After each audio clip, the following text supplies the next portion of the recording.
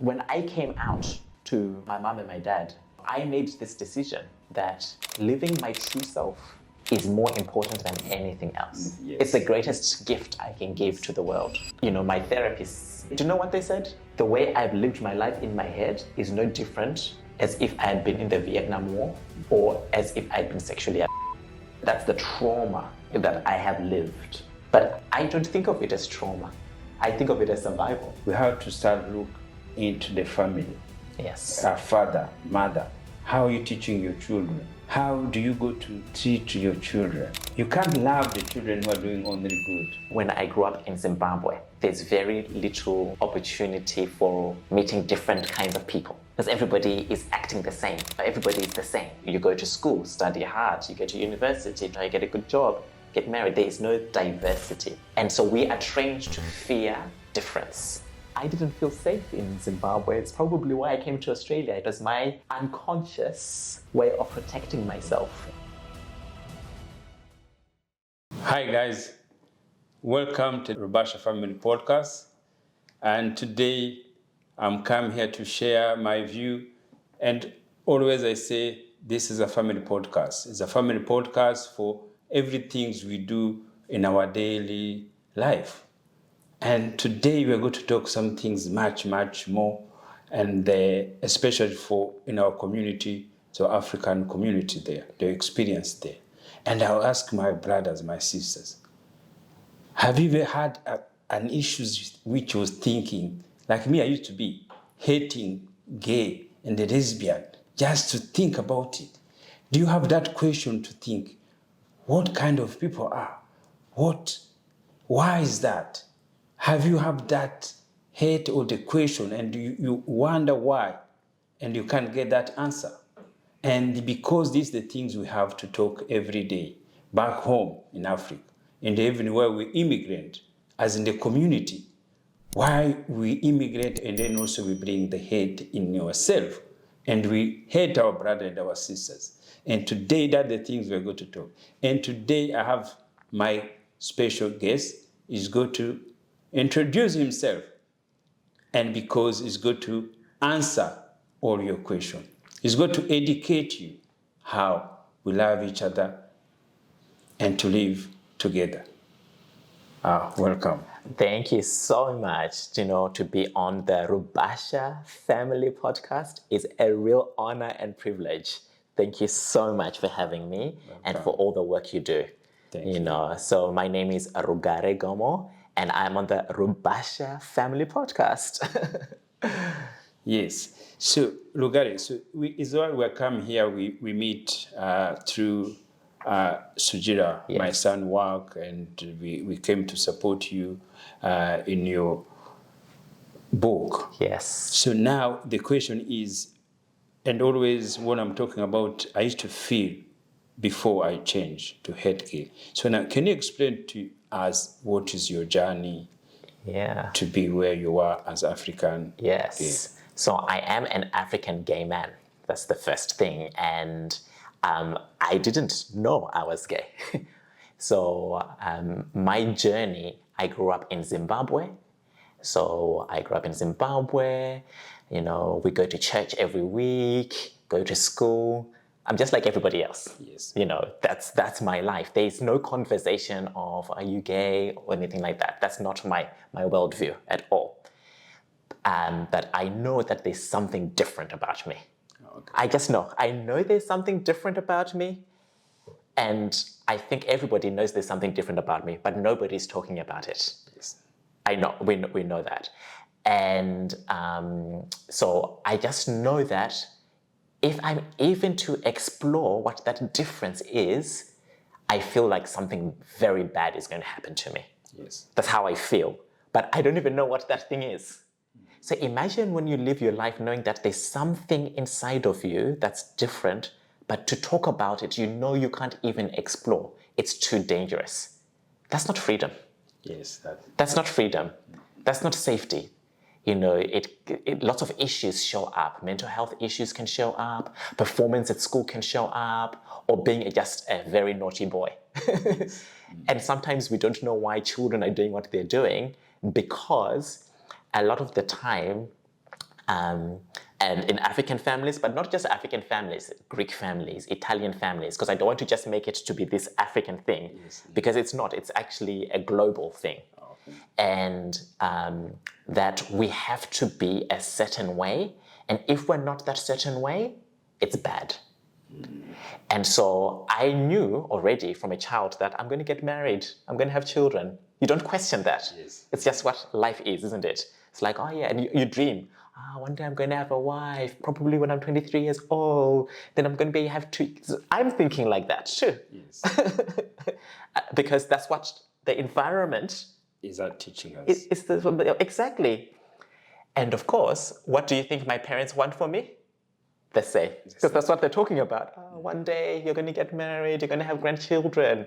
So that's the path is already created. The moment I am born, somebody is telling me who I need to be.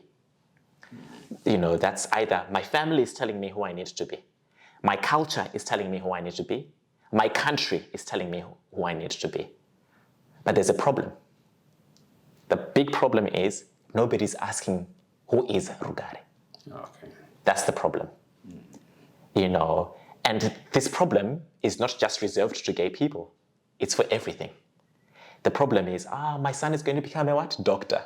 My daughter is going to become a, accountant. So the parents' dreams. The parents' dreams, the country's dreams, the cultural dreams.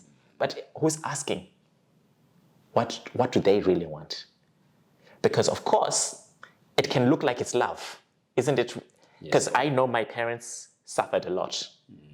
Zimbabwe being one of the last countries in the world to be decolonized, 1980. Of course, then South Africa, 1994, but different. In Zimbabwe, we fought. People died, guns, mom and dad living in African reserves.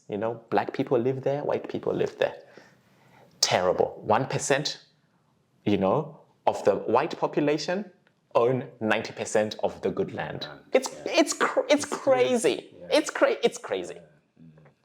And so, of course, when you come from a background of lots of deprivation, trauma, we don't even use that word trauma in the African context. We just don't talk about it. But, really painful things have happened. I know painful things have happened to my mom and dad, my grandparents, my forefathers, because colonization was over 100 years. So there's been lots of pain. So of course, once we get that freedom, what our parents want for us, what our country wants for us, is something better than what they had. Completely. So I understand that. So that was the fighting to have freedom. Yes. At the whole country. Our whole country. To have freedom, that was the fight. Yes. And then the whole continent, isn't it? So, Ghanaians, Kenyans, helping Zimbabwe to be free. You guys trained our freedom fighters so that we could be free. And start living life on our terms and our values. But there's a problem. Isn't it? Colonization has happened, for over 100 years. Now, who said gay is bad?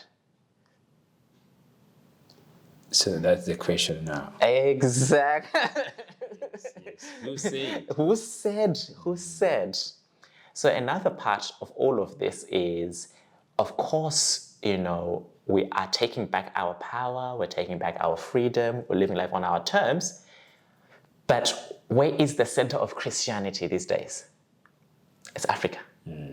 That's where the center of Christianity. But where did Christianity come from?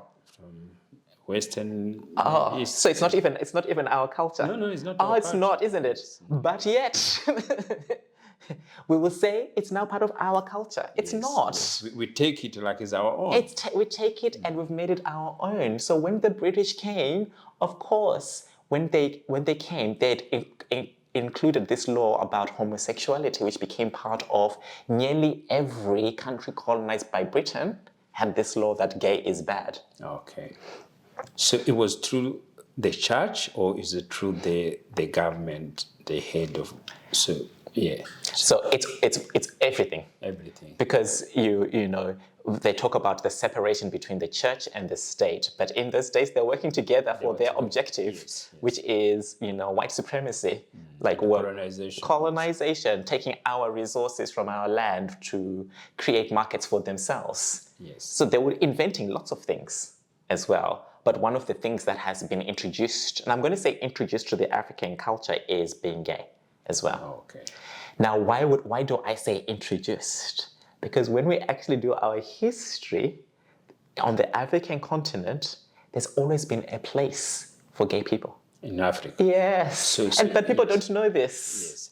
Or maybe they may know it, but they try to ignore it because of influence of churches. Maybe. Yes. So like, for example, and I don't know of what it was like in Zimbabwe because we were so colonized, but there are records of in parts of Kenya where the men would be, the gay men would be the ones who would even get the women ready for marriage. Okay. You know, and those are documented from a long time ago as well. And I'll give you another example. Medicine. People think that modern medicine was invented by who? By The white people. Not true.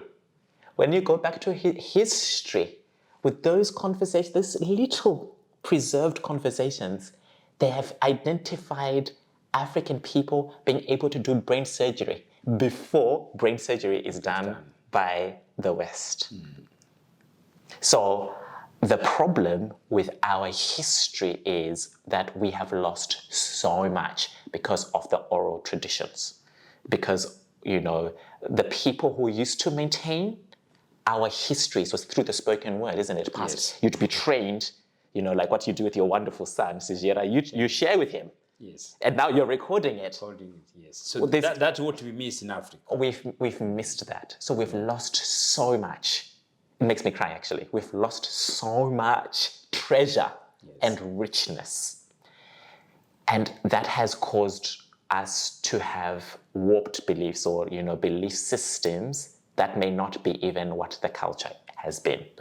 Yes. Yes. So that's one of the things to first also recognize.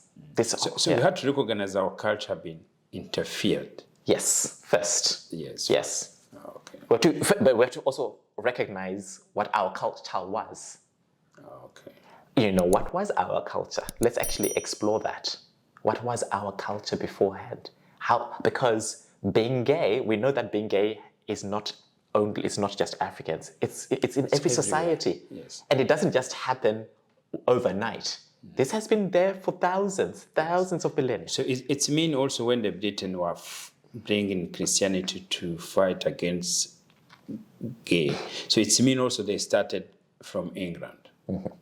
Even them, they have them there. They started from fighting them there, and then they continue to bring now to do it in Africa. Yes. Okay. So again, building societies, isn't it? You know, you have your kings, your queens, your chiefs who have a view of how society should be. It should be. Okay. And then it's implemented. Yeah. So that what always keep bringing.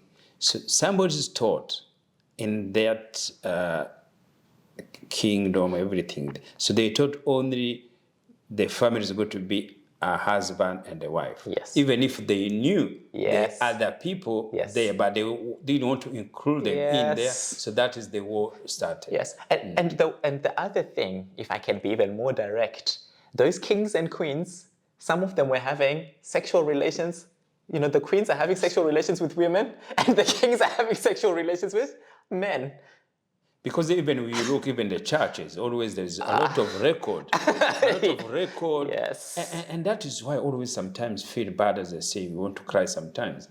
When you look at the history in the church Catholics, the whole Western, the heads of churches have been put in front of court. They've been charged. Yes. But imagine, on the African continent, there is no a religious person who have been punished for the abuse for children. Yes. Because this is the thing. It becomes dangerous, isn't it? Sometimes we want to have like the African exception, like we're different from everybody else. Yes. But we may be different on the outside, like the cultural norms, but as a human being, we're the same. Yes, we are the same. We're the same. We bleed the same color. Doesn't matter whether you're Asian, European, the same color. Do Africans have hopes? Yes. Do Chinese people have hopes? Yes. Do people have fear? Yes. Do Middle Eastern people have fear? Yes. Do Africans have fear? Yes. So we're the same. Yes, we're the same. We're the same. Do we look chase for money? Yes. Yes. So, you see, sometimes the white people shows they don't chase the money, but we chase everybody. We chase them. See? Yes. We are the same. Well, are we power? People want power? Yes. Yes. We've seen that. We've seen that in America. People want power. But do we see that on the African continent? Yes. Hey guys, this is where we come sit down with entrepreneurs and have a coffee, have some water, and we ask you questions, we talk. Right now I'm sitting here in this ballroom looking like I'm in a mafia's corner, right? King of the spot. So yeah, this is what we do. We sit down with entrepreneurs from all around the world and have conversations, questions. And so if you want to have an opportunity to come and be in the hot seat, come and learn and talk and explore ways how you can help and provide value to other people, welcome, and we're going to have a chat. Some of the people in power have been there for a long. So now always we create the divisions Yes. among ourselves. Yes. But generally, all we are one. Yes. We are completely one. So I don't believe that, it's, there's this misinformation or fake news. Being gay has come from the West. I don't believe that. Yeah, so gay is started. It's everywhere. Everywhere. It's everywhere. It's everywhere. Yes, I think that is where the war started now. Every child born, because even when I was Googling, they say, it was imported from the Western. Mm-hmm. So that is wrong. It's wrong. If it's the same as is being heterosexual imported from the West. No. Men, where there's been a man and there's a woman, men and women have found each other. Okay. Irrespective of interaction. Whether even before the Europeans came, men and women were together, isn't it? Yes. So in Europe, men and women. In Asia, men and women. But there's no cultural connection. What's the common denominator? Human. Yes, and then also, another things I can add to you is even in Africa where you look at schools, yes. Because always used to be boarding schools, mm-hmm. Boys, girls, and always those started from there. Yes. Segregation was created there. Yeah. And then you found now in jails, all Africans. Yes. It's jails, because see, the jails there is another place where it's inhumane, especially yes. in Africa. People put them there. It's crowded years and years. Yes. And the women on the side there. So people, they know those things happening. Yes. Yes. We know every time young kids go to jails, they get, yes, abused. They get abused. They say things there. And those things, the management knew it. Yes. The government knew it. And now they keep thinking it can be in reality. And each person who was sitting in the leadership in Africa are now, even now, in jails now. It's happening now. It's happening now. Yes. So it's not specific to country. It's not specific to skin color. It's everywhere. It's everywhere. It's because we are human beings. And talking about prisons, my mom did lots of HIV/AIDS education work in Zimbabwe, where in the early 90s, 1 in 4 people were HIV positive. So now think about it this way. The so-called Christian country, where everybody is going to church. Yes. How many people getting HIV? if you're professing, I'm only marrying one woman, The thing is, because these things are so shameful, the people with power want to edit the shame out. We as human beings, when we're told a story of how we should be, what it does is then it covers up the real story, the authentic story as well. Because nobody wants to talk about it. Yes. So everybody wants to be nice. Exactly. There's no issue there as we are straightforward. Yes. Africans, we have our culture. Yes. We can't do this kind. Yeah. Yes. And as an example, let me give just another example. When I was 5 years old, I liked having ribbons. By the way, there's no defining characteristics for being gay. You don't know a person is gay unless they tell you that they're gay. It doesn't mean because you can have some feminine men who like women, and you can have very macho men who like men. You just don't know. You have to actually literally ask. But there's some things that were odd that I did. 5 years old, I remember having a yellow ribbon in my hair, running around with my cousins and playing. I remember begging my grandmother to braid my hair. And my grandmother would braid my hair, and my mom would braid my hair. Now, in that time, why this is important, in the 90s, for a Zimbabwean boy, first and foremost, to have long hair, taboo. And then to braid your hair, it was no. It's only in Zimbabwean, in Shona culture, it was only the boys, only the girls who braid their hair, not the boys. So why is it that my grandmother and my mother allowed this? Because they could see, maybe. Exactly. Yes. You know what I mean? And all my cousins, I'm playing with all my cousins. But would I say I'm gay? No, definitely not. At that time, I'm just like, yeah, I like to do my hair differently. That's how I'm thinking. I'm not saying, I like to do my hair, I must like boys. No, that's not the thinking. So like now we're talking, that's how you go back into your life now. Yes. So and then it reminds you, okay, so I'm here because of how I was. I can see it. up. I can see it. Yes, see, that's how our life goes. You have to go back. And you have to see it. Yes. You can start seeing it. Or, I remember once I came back from school, and there's the Boy Scouts and the Brownies, isn't it? So the Boy Scouts, boys do the Boy Scouts, and girls do the Brownies. And I was like, because I was raised by by both, of course, my mom and my dad. I had my uncles and my aunts. But I was like, I was always interested in the cooking. And I was like, what do the boys do? They go hunting, they play with the knives. What are the girls doing? The cooking. I could do both, by the way. I was raised by my mom and my dad to do everything. There was no such thing as a boy job or a girl job. But I remember going home once and saying, Mom, I want to join the Brownies. And my brother just laughs out loud. And I'm confused. Like, why is that? Why is that a laughing matter? What's the issue there? I'm just attracted to, I want to try that. So I'm not thinking about, I can't do the Brownies because only girls do it. I'm thinking I want to be a Brownies because I like creating and inventing dishes. That's how I'm thinking. You know what I mean? So a lot of the time, sometimes there can be some indicators, not definitive, but they were different things. I was different. Yeah. I was different. So I only can see that now from hindsight. Now today, if you're going to look back at that won't make sense. For example, your son braids his hair. Yes. There's nothing gay about your son. You know what I mean?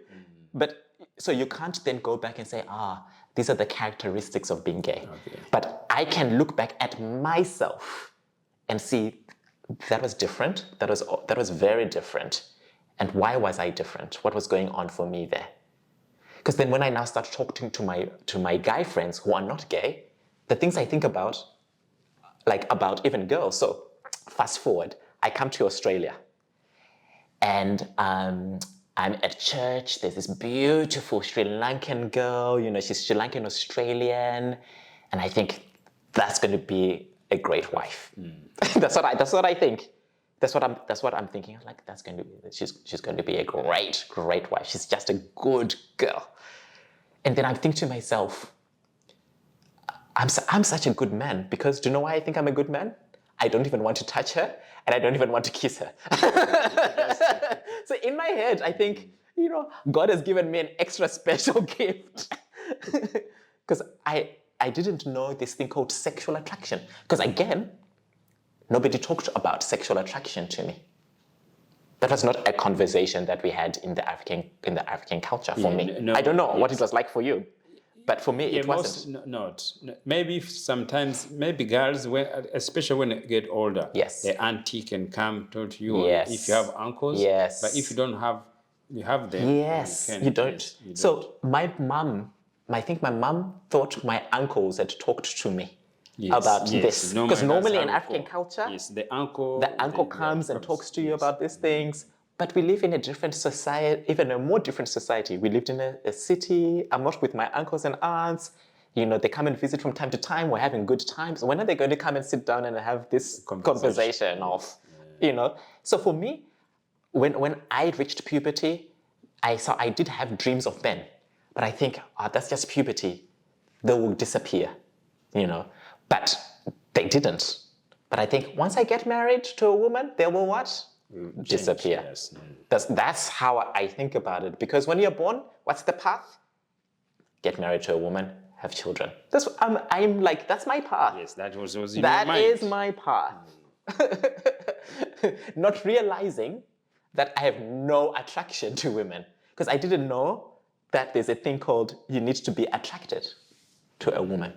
And then with men, because I'm raised that to be attracted to a man, and it's not even, nobody says this. You just know it's bad. Nobody says, don't talk, you know, don't marry a man. Nobody's talking about it. So you just know that's not your part. That's not a possibility.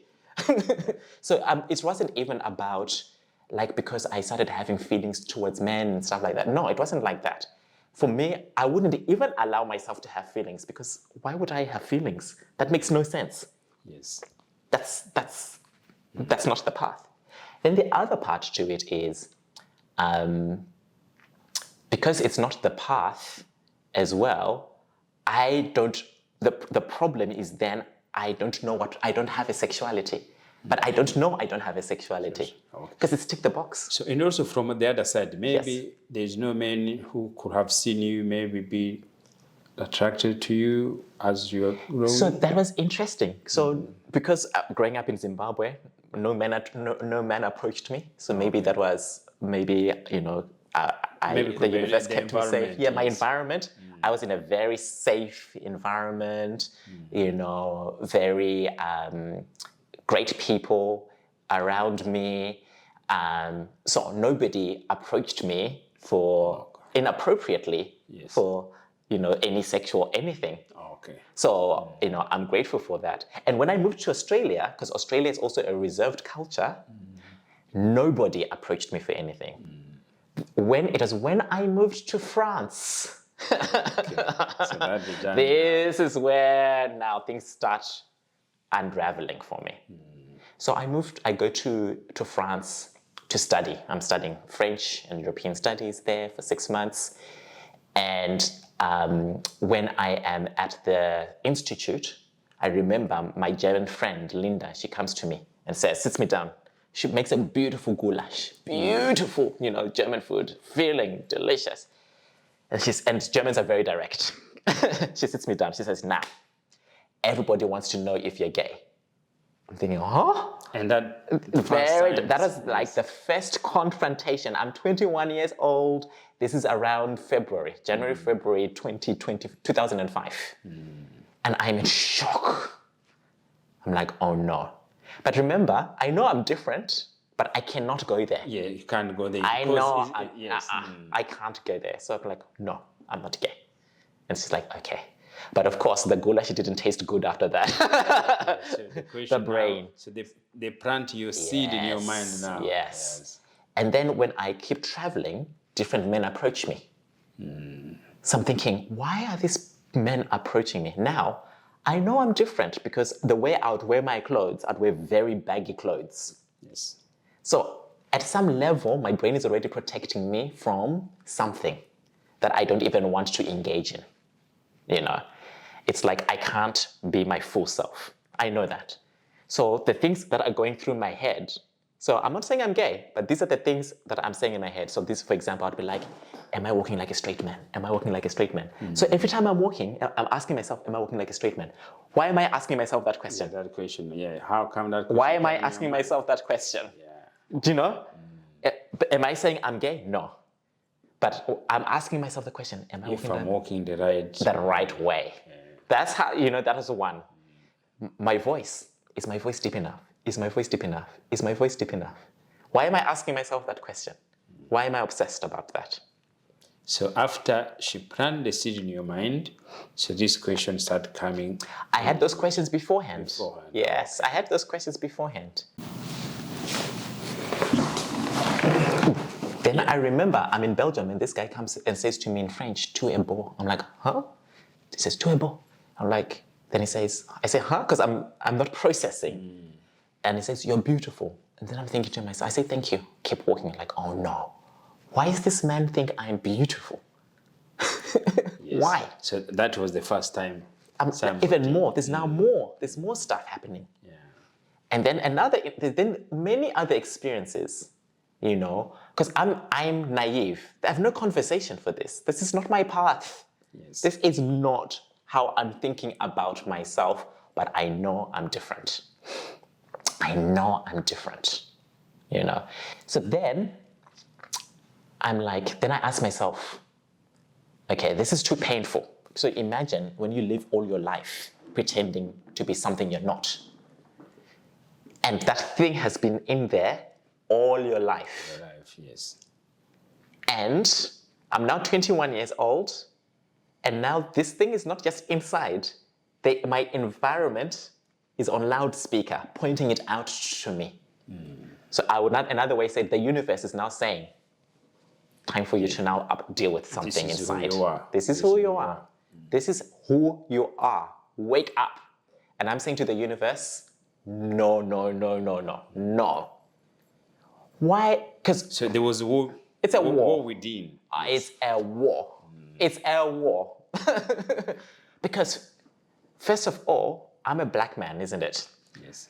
And I've already grown up in a context that white is better than black. So I'm already dealing with low self-esteem, living in I'm a new migrant, which is predominantly white. So I'm already dealing with having to deal with I'm a black man in a predominantly white man's world. And I can feel I am in a white man's world. So that's hard.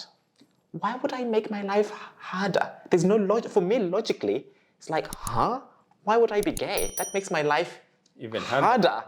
Why would I choose to be part of a minority group? Yes. Why? Yeah. That makes I think things. I'm a deep thinker. So for me, I'm like, that makes no sense. Life is already hard as a black man. In Europe, Then to yes. add gay, no. It's the war. It's a war. It's a war. No. Because this is the thing. It wasn't just no to being gay. It was no to, if I actually am gay, what other belief systems have I taken on that don't represent me? That was what was painful. If I discover I am gay and I've lived my entire life thinking gay is bad, it's wrong, it's a disadvantage. Your life, you know, people get killed. Yes, you get. Like it's trouble. actually actually not. Let's put it bluntly: people get killed. You get killed. Why would I want Choose to be a visible person that gets killed? That's not logical. Yeah. So it's not. This is not a like a. You know, the woke culture. I'm gay. No. If I could choose for myself, why would I choose gay? Yes. And especially when you're black, you know, especially people, you know, you got to have a problem first of all, your color, and then to add up. No way. So already, for me, I already see those as disadvantages. But who's training me is a disadvantage. You have to go back into history. Oh, okay. Again, who's training us? This is a disadvantage. Who's training us? But we've been trained, this is a bad thing. And not only is it a bad thing, then there are people who will take action to eradicate gay. Yes, kill. personal. Yes, exactly. Why these people starting against gay, Yes. especially when to kill them, you know? Who give them that authority? Exactly. Who give them that power? See, who create that hate? Who? Yes. And that's what we don't question the who. And that's what I was scared Yes, because of. now, if somebody is gay, what has to do with you there? You know? see that is the question. Exactly. I'm not, just by being in my presence isn't going to make you gay. And being in your presence, you're not going to make me straight. It's just it's not going to happen. Yes, no. It's not going to happen. Full stop. It's not a disease. It's not COVID. It's not going to spread. That's not how it works. So the war, it was still there to stop gay Yes. to grow. Yes. So that what the killing was there, that everything was cast there. Yes. It was a system which was planned there Yes. to stop people. Yes. Not only then do you kill, then there are people who have to survive that. So then there are people who are gay who are pretending not to be gay. Okay, so the one who get married Yes. to show they are married, Yes. but they already have the know children. They're gay. They know. Yes. And I've met many. And I've heard many stories of people from the African continent, not only the African continent, Greeks, Italians, British people, all cultures. It's an all cultures thing. It's not unique to Africa.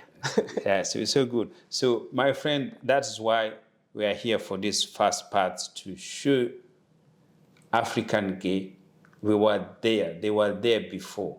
It's not something imported.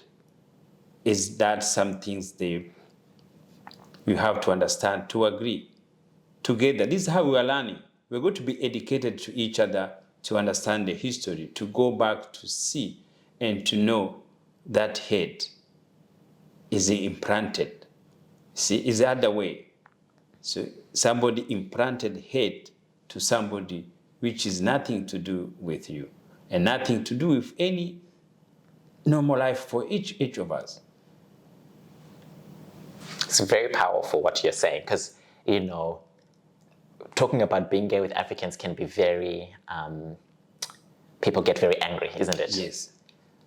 But if just look at women, like women rights, women empowerment, like so many women, more women now are empowered, but it's not as controversial for many people.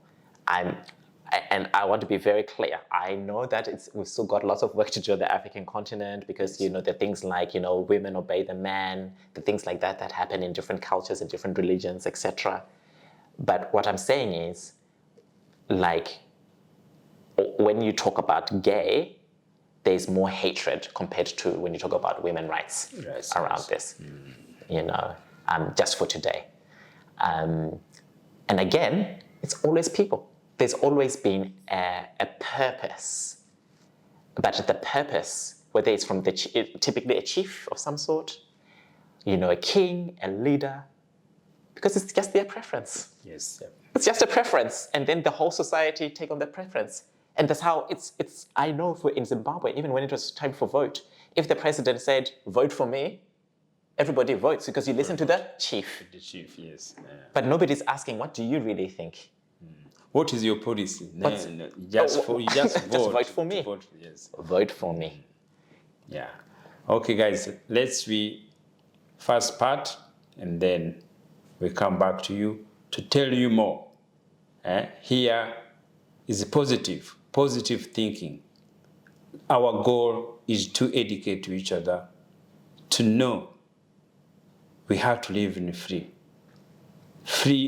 in our mind, free for our choice, everything. Back home, we still have everything there. And the other things is fear to talk about it. I'm sad talking about it. Let's we talk about it. Why you get angry? That's what we're going to talk to you now. No more angry because somebody has choose the way to live their life.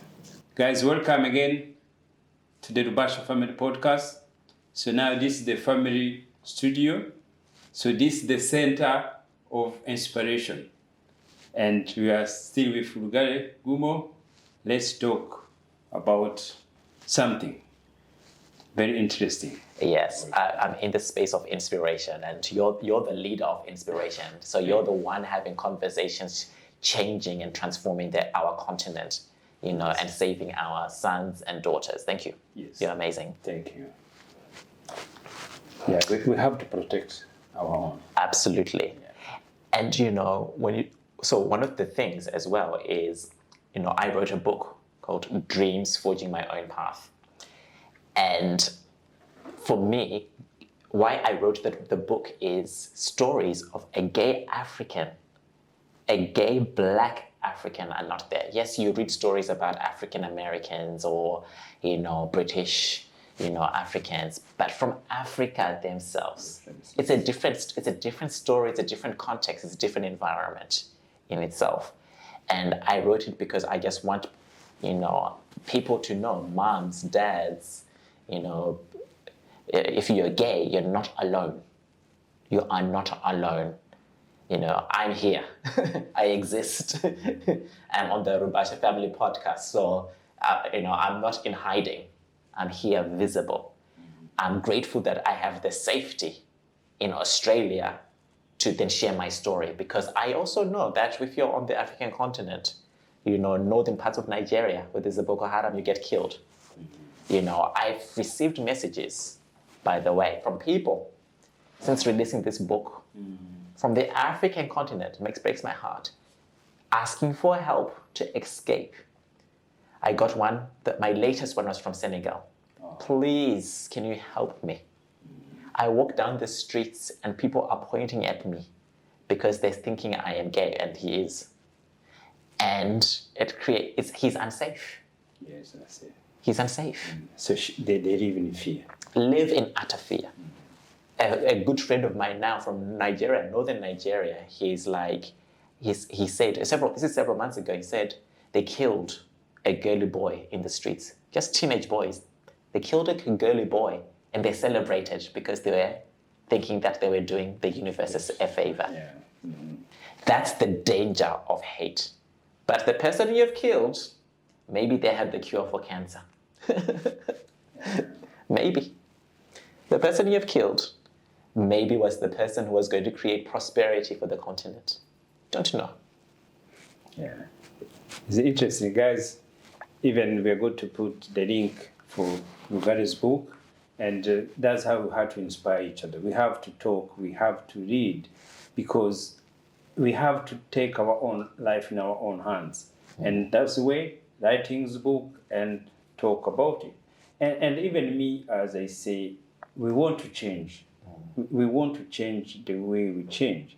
And the reason also I'm start doing this journey to talk about gay, lesbian, about women empowering, about African Christianity. We talk about African names.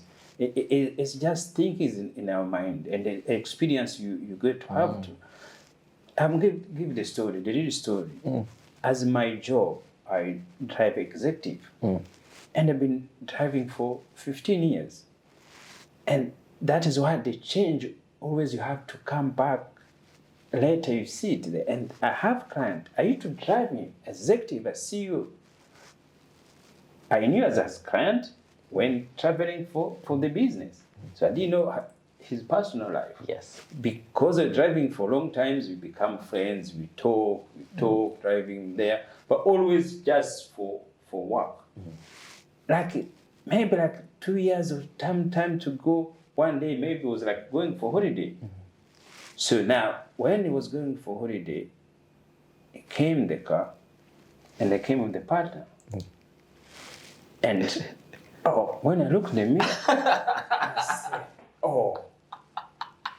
you see, the same person I will respect, he was my friend. Yes. But we couldn't see him just kill an action. Yes. I just said, It was like, who was this? Yeah, so this, what's wrong there? See, Yes. the head Yes. come in the mind. Yes. See, now, that is waking up call. See, why? I was respecting him. I was, I could talk to him, my friend. And because of this, I should hate him? No. I should do it? No. It's the same person.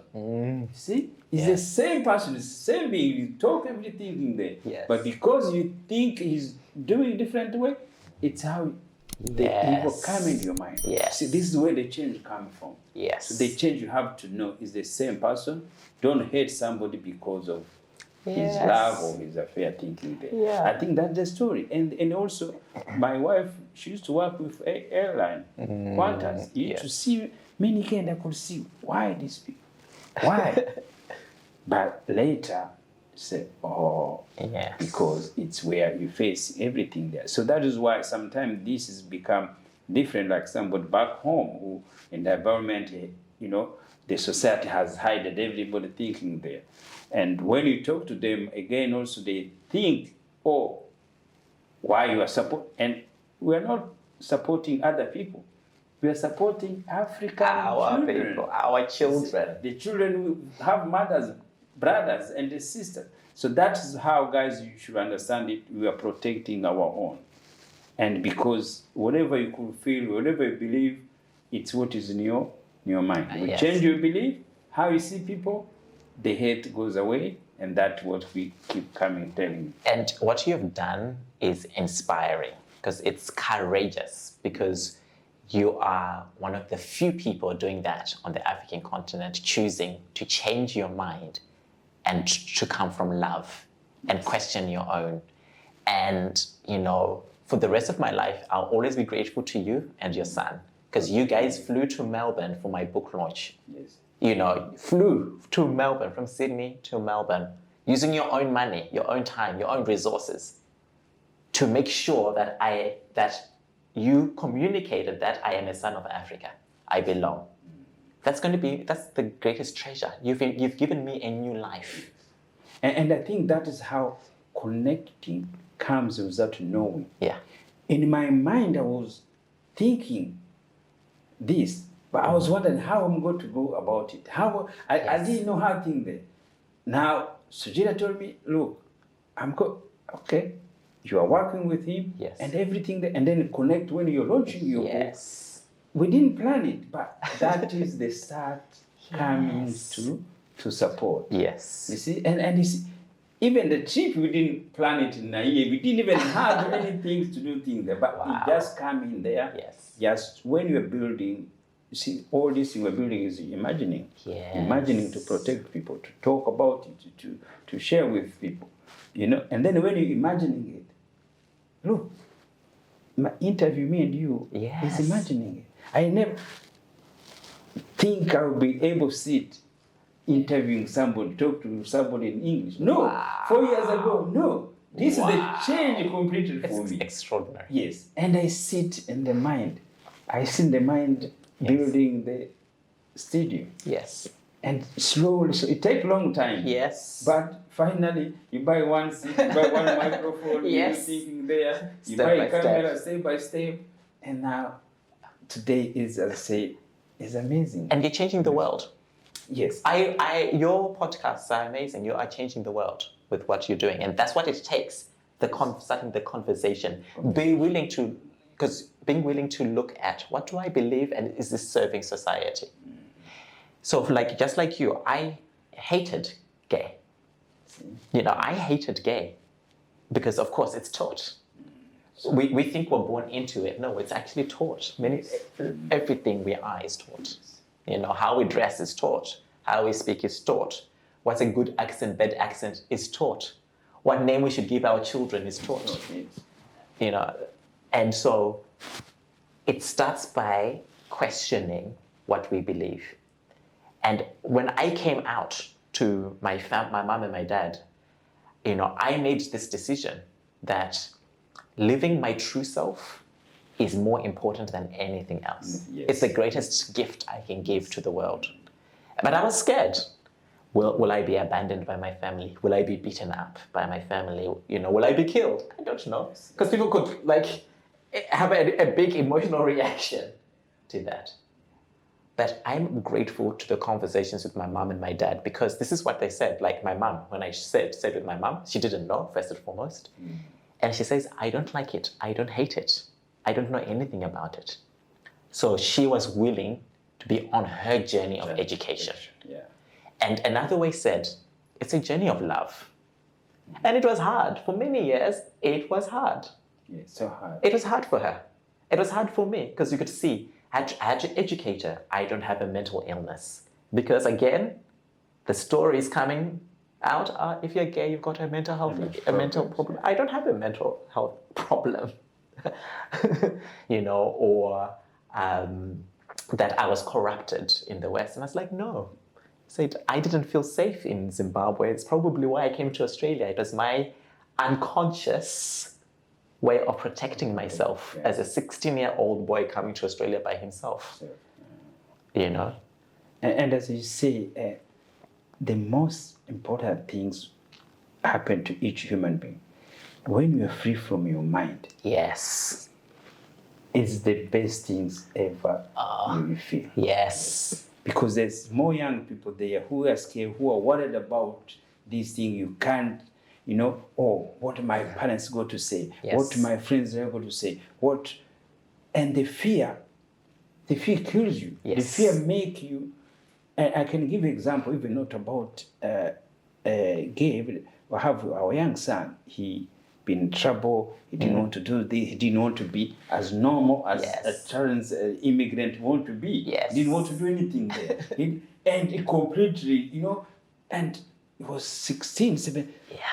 Now, I realize, first of all, I said, what did I do wrong? I found we couldn't find anything. I have two other boys doing good. But I remember the fear I had. It's what other people think I'm going to say. That it was near kill me. Yes. Until I listened to my motivation speaker, I think it was Never God.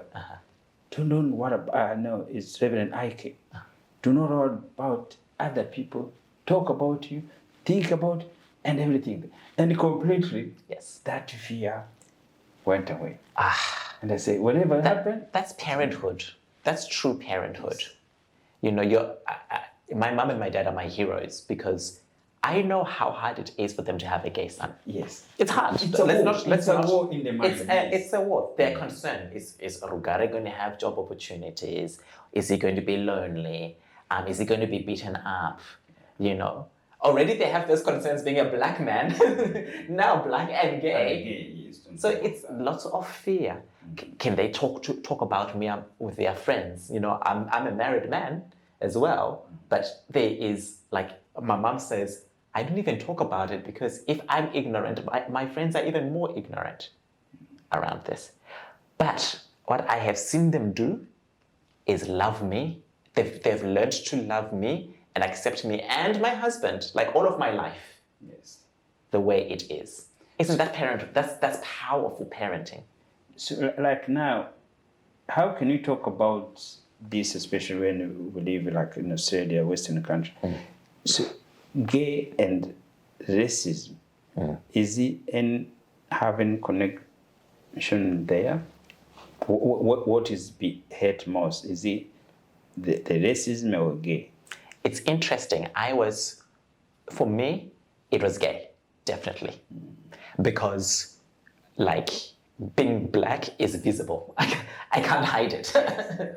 So for me, I'm a black man, but the likelihood of being killed by a white person or a black person for being black in Australia or being black on the African continent is very minimal. But the likelihood of being killed for being gay, whether it's in America, Australia, Zimbabwe, Nigeria, it's high. So for me, I never even thought about, to be honest, I never actually thought about being black for a very long time. It wasn't an issue for me. For me, I only started engaging with being black once I felt free being gay. Okay. It's crazy. That was not my big problem. It's a big problem. Like any other African, normal one, when it comes, he would think racism. Yeah. Yeah. I wasn't thinking racism. I'm thinking, being gay, homophobia. That's life and death. That's life and death. And you live. It's terror. It's my therapists. I've had the privilege and fortune to have resources to see a therapist. Do you know what they said? The way I've lived my life in my head is no different as if I had been in the Vietnam War or as if I'd been sexually assaulted. That's the trauma of that I have lived. But I don't think of it as trauma. I think of it as survival. Isn't it? When you go to war, you're surviving. So to hear it created that way, then I had to really look at my life and start seeing the pain that has been there. But I think the great thing is hate doesn't get resolved by being hateful. Yes, yeah. So I know there are people who hate me. There are people who will hate that you're even doing this. Yes. And you're going to get lots, you're going to get lots of comments about it. Are you even real African? You've been bred all of this nonsense. But what I have learned for myself is love is my greatest weapon to prejudice, discrimination, racism, and homophobia. Love. Yes, and also discover especially racism. So for me, we live, so that's why sometimes life is so hard. we live 20 years Yes. in Australia, kids, private school, wife working Qantas. But in our mind always they say, this country is racist. But you go, everything, your daily activity, take the boys' school as a family, nothing's happened. You haven't even meet anyone, call you any name. No, but you are going, nothing. anyone asks, oh, this country is so racist. And it happened 20 years. I said, hang on, why these things always is in my mind? Why? And I carried 20 years racism in my mind. Even my kids, when private school, there's nothing there. Wife get a job where you think no one will get a job, nothing there. Working with people, for me, everywhere I go there. But when I go walk with fear of racism. Yes. Man, when I remove the one in the mind. Yes. Wherever you walk, no one even care. You don't even care who look at you. No. You don't even. Yes. You know how your life changed completely? Yes. Just change your mind. What you're saying is so powerful. I remember my mom asking when I started my business 10 years ago. My mom asked me, who's going to want to work with you because you're black? And I said to my mom, I don't know, because the people who don't want to work with the black people are not knocking on my door. I don't know. Yes. Yeah. So, people are going to self-select in or self-select out. And my experience of Australia is, if you work hard and you do a good job, people will want to work with you, irrespective of the color of your skin, irrespective of your sexual identity, irrespective of their political beliefs. People will do it. Yeah. It's another way said is, if you are there to serve, the world being of service also changes people's hearts. Yes. Just like you were there serving, running your own company. He was there also being your friend. You change each other. Yes. You change each other. Always, sometimes I call life is transaction. It's a transaction. Yeah. Your clients pays you. Yes. But the times he pays you, you learn everything a lot. You learn each other from a lot. And that is why we want to make sure we try to cure our own. And especially for us, when you start talking about gay, lesbian, as Africans, and always we have to start look into the family. Yes. Our father, mother, how are you teaching your children? How do you go to treat your children? You can't love the children who are doing only good. Yes, exactly. See, that's the problem, Oh, this one, they go to school, go to there. No, guys, family, it's where everything starts. And one of my favorite parts of the Bible, I don't go to church anymore, but I love the stories of the Bible. The prodigal son. There was that second son who goes out there in the world, he gets drunk, womanizes, he spent all the family inheritance, and then he's so poor, but comes back to dad. And what did the dad say? The dad is so happy to see his son. Imagine. Now, being gay is not, I'm not a prodigal son because I'm gay. There's nothing wrong with me. But what the lesson there is, as you said, why do we keep putting people in the good category and the bad category? Is it actually changing the world? Is it changing our families? Is it making our families better? Look at what you've done as a father for your last born child. You changed yourself and he's thriving because you changed yourself. Yes, it's a war. It's always fighting. yes. He needs support. Yes. He needs the thing there. But most of us, we fight against them, instead to bring them Yes. apart. But that is how we're learning. Yes. You can't love only the good one. No. Because life is good and bad. There is 50, Exactly. 50. It is exactly that. And I think we're well trained to only look at the good and pretend the bad isn't happening. When we pretend the bad isn't happening, that's when we become sick. That's when families become sick. Yes, sick. And then, Yes. because also as a parent, and from Africa and to be here, and also parents, when you are sick, no one knows we are sick. Yeah. We just blame children. Yes. Most African parents, we are sick, we are mental. Every day, what you go through. But no one knows that is a sickness. See, that's why we lose that support. Yes. That's why we lose that thinking there. Yes. And then say, oh, we live in the world, we live in tough life, we are not going to get mental. Mental sickness attack anyone. Exactly. And it's not a shame. It's life. It's being human. It's very, very powerful what you said. And I think, the greatest families, like my family is fortunate they have all their children because they change their mind. Yes. But not only do they change their mind, I change my mind to make my family strong. So strong, yes. My family is strong because I choose to be me. And because I choose to be me, they are strong. So we support each other that way. And how many African families have all their children these days? Because they're blaming, oh, they're bad, oh, they're now a drug addict, oh, they're an alcoholic. Yes, there are consequences. But who do I need to be as a leader of the family to bring our family together as one, no matter what? Isn't that a greater calling? Isn't it? It's greater calling for that than I can only bring my family if they're all doing what I say they do. That's easy. Go to the military. Yes. This is going to be a doctor. What are you thinking there? Exactly. It could be, yeah.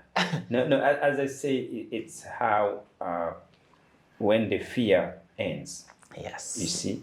So I'm sitting here because the fear, all those came out in me. So now I don't fear anymore if I support gay, if I support women, if I support thinking there, because you go through. So we have to witness it. Yes. So, and then when you witness it, it's how it goes there.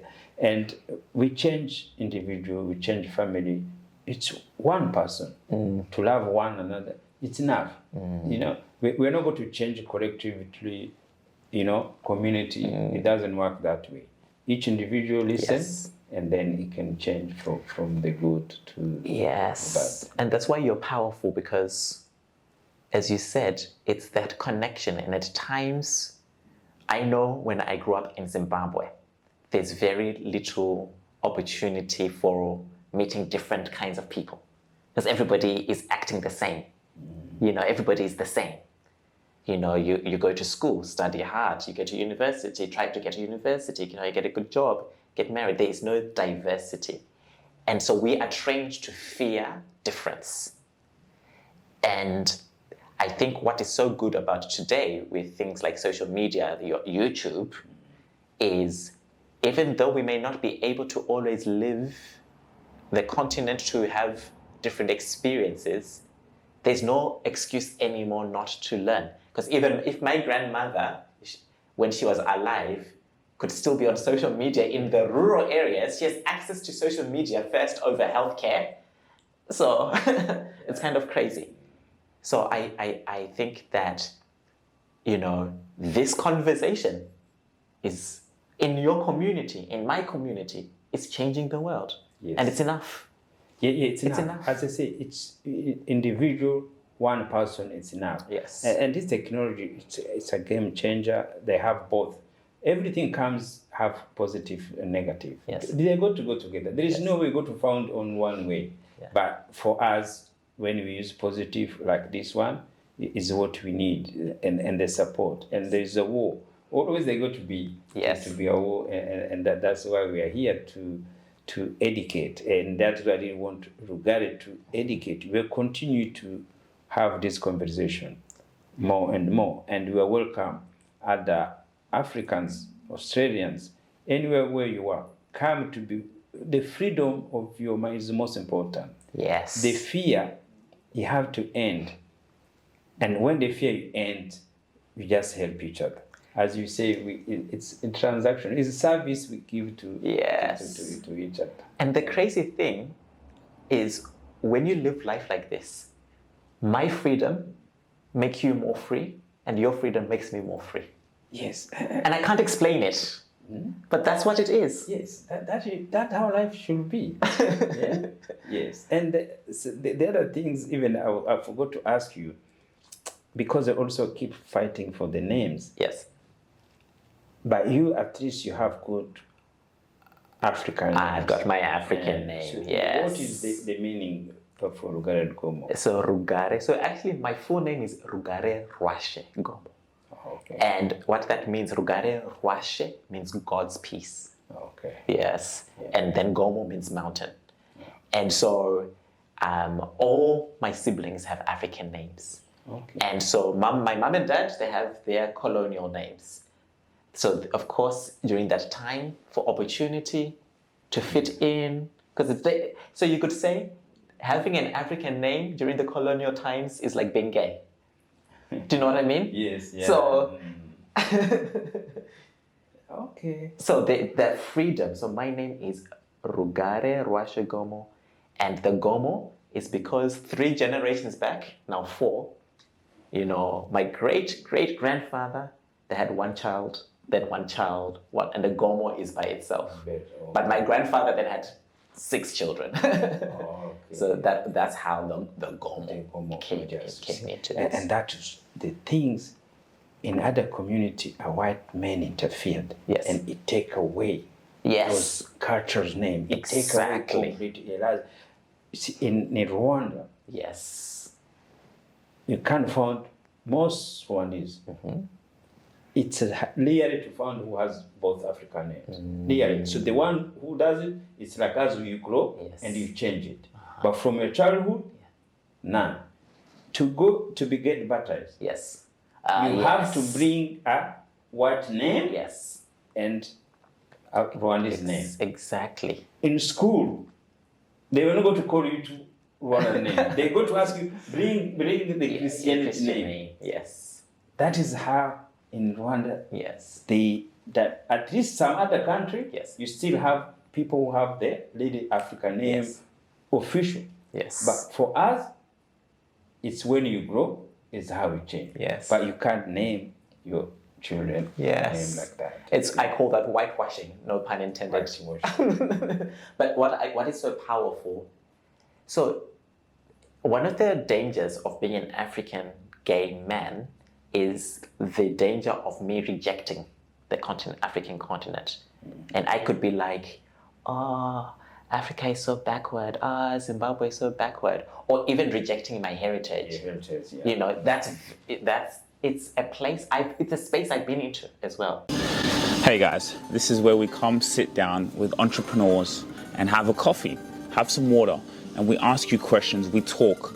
Right now I'm sitting here in this ballroom looking like I'm in a mafia's corner, right? King of the spot. So yeah, this is what we do. We sit down with entrepreneurs from all around the world and have conversations, questions. And so if you want to have an opportunity to come and be in the hot seat, come and learn and talk and explore ways how you can help and provide value to other people, welcome, and we're going to have a chat. Yes, so it's our heritage is so powerful. We can travel. This is the land, and the land is the land of God. Yes. So the country was created by men. So, but the roots, they had to be connected. So that's why we have to keep fighting to live in it and the way we are. See, that's the way. Yes. But the continent had to say, okay, no. As we are like this, we don't allow this to be part of our. See, that is the culture. Yes. That is mentality have to change. And the danger then for other African gays is then if you reject me, I reject you. Yes. And so what I want people to know, so the African gay people listening, is if you're rejected, claim your birthright. Yes. Yes. It's your birthright. Yes. It's nature. It's who Yes, you are. it's who you belong are, there. and nobody Yes. can take it away from you. It's yours, always will be. And that is why, and then even now, before we continue, in what we see the action we have to take, and it's what ours. It's our leaders, Africans. We have to be challenged to start to protect our own. Yes. Start to check the children of the continent. There is no way a country is good to accept the leadership. Somebody get killed because of who they are. What the leadership we got to have. You know? So that is why I want to continue to talk about how we can approach African leaders. Also to start thinking to legalize and to accept gay. You know? So this is the thing this is where we have to go. This is the path we have to take. Because it's us who have to do it. Yes. You know, of course, I can see it's good Western have put input, but it's not enough until We do it. Yes, until the family, until a mother and fathers and sisters, if family accepts Yes. your children is a gay or whatever, first protect your children as the family. Yes. We're not waiting the government first. The government is a copy what you are doing in the house. Yes. If your mother and father, your son tell you I'm gay, say, wow, that's how you are. I'm not happy, or you are there, that's your business. Move on, keep loving them. Keep loving them. See? Now, the hate starts in the family. Yes. If you hate your children you bring to here to this earth, who do you think the government is going to do? Who do you Exactly. think somebody in the street is going to do? See, parents, if your children tells you who they are, that is your job to love them, to welcome them, No matter what. no matter what. And that is come the government now. It's exactly that. Values start in the home, not home. at school, people, not at the church, at home. Yes, so that's where we get wrong. That's where we went wrong in Africa. We get wrong that path. And everybody keeps saying, especially in Africans, we keep telling, oh, I love God. I love God. To love God, you have to love gay. all, yes. You have to love your children. You have to love thinking. People think to love God is somewhere else. No. Loving God is loving people around you. Loving God is Exactly. loving people. Yes. See, because every heart is the same. And this is the thing. You know, you were talking about like the difference of people are different. Like being the straight people, the gay people, isn't it? So, and things evolve over time. So, in Africa, do we use tractors? Not everywhere. Not everywhere, but some people use tractors, isn't it? And before tractors, what were people doing? Yeah, using their, what do you call it? Yes. Yes. So now, are we killing all the people who are using tractors? No? Okay, but it's something different, isn't it? Yes. So also cultures, isn't it? Things can evolve in a culture, isn't it?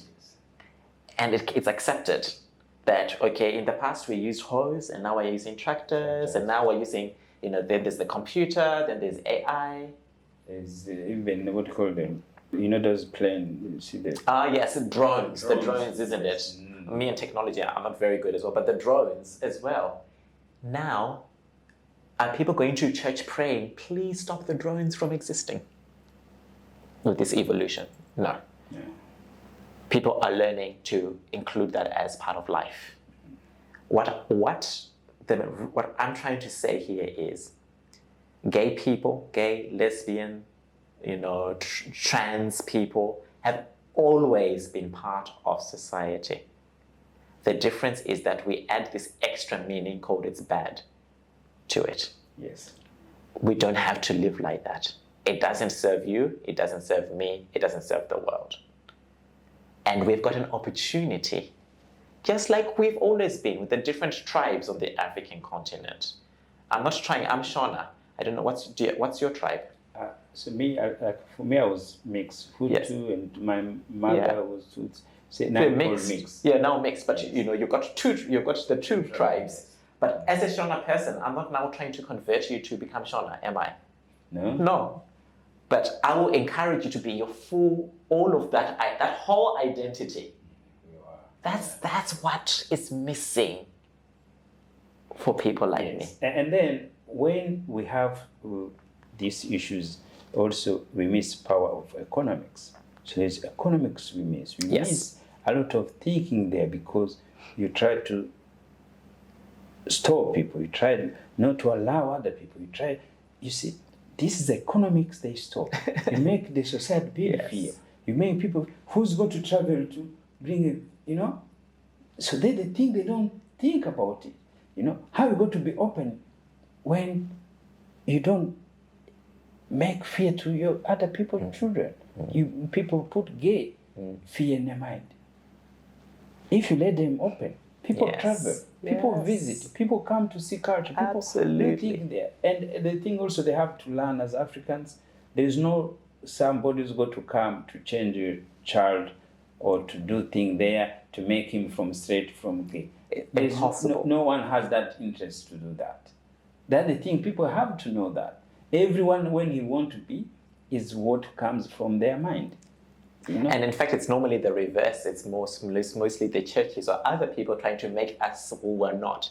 But Yes, we're not you to be exactly. straight. You see that We are not a danger to society.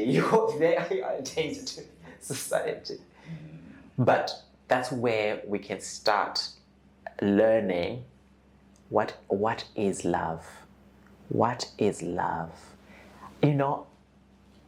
Zimbabwe, the African continent, has given me so much. Yes, I've lived in Australia longer now, 24 years here, 15 years Zimbabwe. But where did my values come from? Zimbabwe. Exactly. At home, mom and dad. It's given me so much. Where did my education come from? Exactly. And all those skills have allowed me to be successful in Australia. It's not Australia that made me successful. No. It's not. It's just that I can now seize the opportunities because I am Zimbabwean. The motherland fed me to be able to adapt to so many things. Yes, and that is why sometimes young Africans, when they try to tell them, "Oh, go back where you're coming from," they get angry. And if somebody reminds you your motherland, there's nothing wrong there. Nothing. There's nothing to be ashamed to be there. There's not, and as I say, it's as part of 100% our side. Yes. To change, to love each other. Yes, to learn from what we learned from Australia. And the things I can say when I came here, also, when I look, the campaign was there to voting legalize. But the war before, the news, the media, everybody, they all against it. They're thinking what is going to happen. The church leaders stand up thinking there. And other people say, wow, what's problem is there? And they change. Guess what? When they change, you didn't even know what was issue on the street. You didn't know what these people they were talking about is what. When I'm walking on the street, it doesn't make difference when I used to walk before they getting there. These are the things you have to understand, guys. This is the experience I can come to share with you. You change your mind. Here, Australian, everywhere, no one what about it. People get married every day, every Sunday. It's economy, it's a power of economy, it's business going there, it's everything's bring to the society. Yes. And that war, I was looking in the street where that war was there, where those campaign was there. You see, the hate be created. The hate is marketing. People marketing hate every day. So that are the things you have to know. When you change your mind, life continue, everything's there. If we legalize, do you think your stomach is going to know?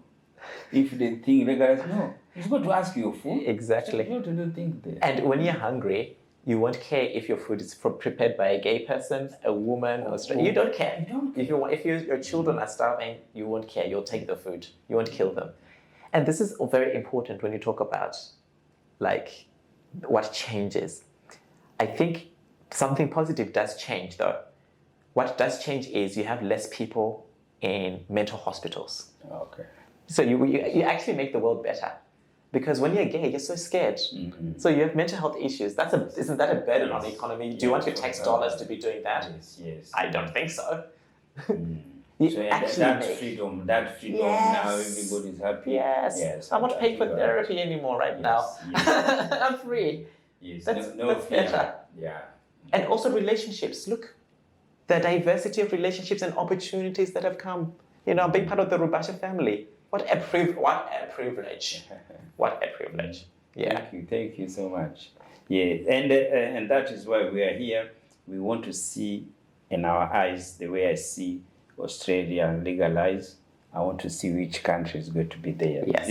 I think Rwanda could be the first one to be. Let's go. To legalize. After South Africa, of course. After South Africa. Yes. Yes, but we need another, country there to take action, to move forward, to change life, to protect our own. And this is the key: protect our own children. It's a powerful It's a very powerful message, because protection is like the physical and psychological and spiritual, the whole works. And that's amazing. Yeah. And I'd love to bring my husband. My husband is Brazilian. He's slightly scared traveling, because he's like, oh, but what is going to happen to me? Yes. And then we go to other countries in, like Thailand, where there's more freedom. But the motherland, the beauty, where it all began. Yes. So and as I say again, we're not adapting change, and if you don't know adapting change, we got to be behind all the times. You've got to be behind all the times, and it's still a war, but we have to start like We this. start like this. I'm so excited. This for my first interview. See, the whole night I didn't sleep. I was running there, and I have very Sujira's PA. She's so nice. Yes. She was sending the question. Yes. She was thinking there, and she encouraged me. Are you ready? Are you ready? Yes. And then I take my afternoon day off from work, and then when I went the morning walk, do I make the right decision? Why did I do that? You see, our mind started, you should have gone to work. You see, you're going to lose your money for the day thing there. Yes. You see, your mind keep telling you that there. And they say, okay, I should have gone to work anyway. Yes. And then when I could hear everybody's went, and I was what everybody should do. And then when you got to come and don't find anyone there, how is going to think? All those things there. And then later, okay, you just come there, start. And they said, you remove fear. Wow. And then I keep putting thing there. And then I was looking the times, and then time I look the thing there. I look, say, wow. And then when I sit, and then I hear the gate, and I saw you on the light on time. It's so good, and thank you so much. It's amazing. Yeah. And you see, we're talking, we say, 15 minutes, 15 now. We are getting even a camera there. Oh, there you go. They're stopping, exactly. But so good. What you have done is amazing, because I just want people to know you have sacrificed time, money, effort for my freedom and for the protection of the continent's children. Yes. I'm so grateful to you. Thank you. That's a big deal. Thank you. You are an amazing human being. So thank you so much for supporting me, not just supporting me, empowering me, and making sure that I feel safe and free. Thank you. Welcome. Guys, thank you for watching. And as I say, keep following us to the Rubasha Family Podcast, and also to my personal channel YouTube at Ndizeye Rubasha. And you are welcome. Your feedback is what makes us to continue to share with you. Yeah. Wonderful. Thank you so much for your generous listening. Okay. If you really enjoyed this video, make sure to click here, and I'm sure you're going to love that one.